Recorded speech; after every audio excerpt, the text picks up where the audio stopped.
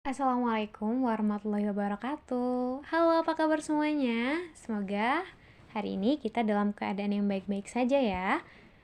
Kami dari kelompok 9 mata kuliah Linguistik Umum akan menjelaskan tentang dasar-dasar sintaksis. Sebelumnya, saya akan memperkenalkan anggota kelompok kami. Yang pertama ada Adela Friza, yang kedua Ajeng Widya Kirana, yang ketiga Cicilia Sukma Prawitasari, yang keempat Jihan Syawalita Rika Nurjana, yang terakhir adalah Nelvin Nur Rahmadani. Sintaksis adalah cabang ilmu bahasa linguistik yang memfokuskan kajian tentang kalimat. Sintaksis sering juga disebut sebagai ilmu tata kalimat, ilmu yang lebih memfokuskan kajiannya pada kata, kelompok kata, frasa, klausa, dan kajian yang berkaitan dengan jenis-jenis kalimat. Venhar mengatakan bahwa dari segi etimologi, kata sintaksis berasal dari bahasa Yunani, yaitu kata sun yang berarti dengan kata, tetein yang berarti menempatkan. Makna kata sun tetein berarti menempatkan kata atau ilmu tentang penempatan kata atau kalimat. Dengan demikian, secara etimologi kata sintaksis berarti menempatkan. Masing-masing ahli tidak memiliki kesamaan pandangan dalam mendefinisikan kata sintaksis tersebut. Mereka menerjemahkan menurut sudut pandang masing-masing. Hal ini sebagaimana yang dapat dilihat berikut. 1. Sintaksis adalah ilmu bahasa yang menyelidiki semua hubungan antar kata dan antar kelompok kata atau frasa dalam suatuan dasar, yaitu kalimat, menurut Venhar. Yang kedua, sintaksis adalah studi tentang kaidah kombinasi kata menjadi satuan yang lebih besar, frasa dan kalimat, menurut Mulino. Yang ketiga, sintaksis adalah satu cabang tata bahasa yang membicarakan struktur kalimat, klausa, dan frasa, menurut Tarigan. Konsep frasa. Frasa atau frase dapat didefinisikan sebagai kelompok kata yang terdiri dari dua kata atau lebih.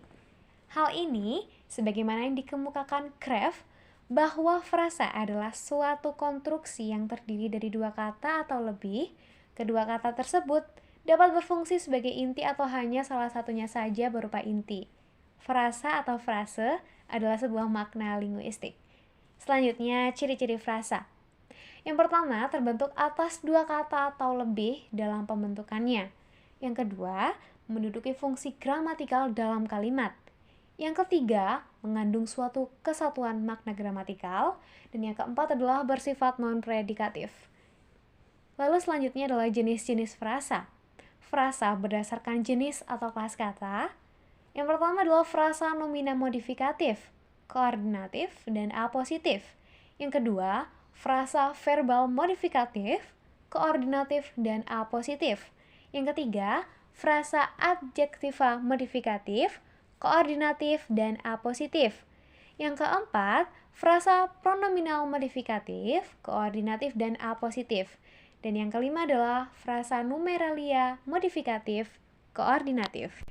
Frasa berdasarkan fungsi unsur pembentuknya dibedakan menjadi 5, yaitu ada frasa endosentris, frasa atributif, frasa apositif, frasa koordinatif, dan frasa eksosentris.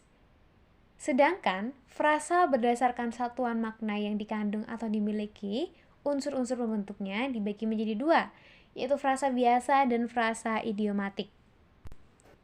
Setelah membahas frasa, kita akan membahas tentang klausa. Apa sih sebenarnya klausa itu? Definisi klausa. Ramlan mengatakan bahwa klausa adalah satuan gramatik yang terdiri dari predikat, baik diikuti oleh unsur subjek, objek, pelengkap, keterangan, maupun tidak. Selanjutnya, Tarigan mendefinisikan klausa sebagai suatu kelompok kata yang dapat hanya mengandung satu predikat. Selanjutnya, bagaimana ciri-ciri klausa? Yang pertama merupakan kelompok kata, yang kedua memiliki unsur predikat, dan yang ketiga, satu klausa memiliki satu predikat. Ada dua jenis-jenis klausa, yaitu klausa final dan klausa non-final. Klausa final adalah klausa yang baik secara suprasegmental maupun secara segmental dapat menjadi klausa yang berdiri sendiri atau klausa swasta. Contoh, anak itu melempari anjing. Satu klausa final.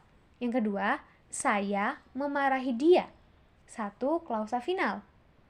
Sedangkan dengan klausa non final adalah klausa yang baik secara segmental maupun suprasegmental tidak dapat berdiri sendiri.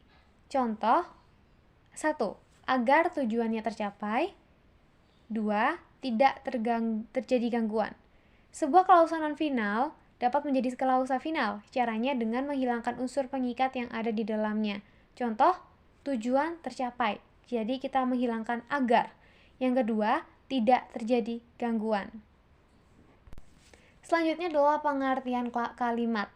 Kraft mendefinisikan kalimat sebagai satu bagian dari ujaran yang didahului dan diikuti oleh kesenyapan, sedang intonasinya menunjukkan bagian ujaran itu sudah lengkap. Pengertian tersebut sejalan dengan yang dikemukakan oleh Krida Laksana bahwa kalimat adalah satuan bahasa yang secara relatif berdiri sendiri, mempunyai pola intonasi final, dan secara aktual dan potensial terdiri dari klausa. Bagaimana suatu kalimat dikatakan kalimat efektif? Bagaimana syaratnya? Yang pertama, sudah sesuai dengan EYD atau ejaan yang disempurnakan. Kedua, susunannya sistematis. Yang ketiga, tidak boros kata. Dan yang keempat adalah tidak ambigu. Nah, itu tadi adalah materi yang dapat kami sampaikan. Selanjutnya adalah kesimpulan. Dari pembahasan tersebut, bahwasanya frasa sendiri adalah kesatuan yang lebih besar dari kata atau lebih kecil dari kalimat.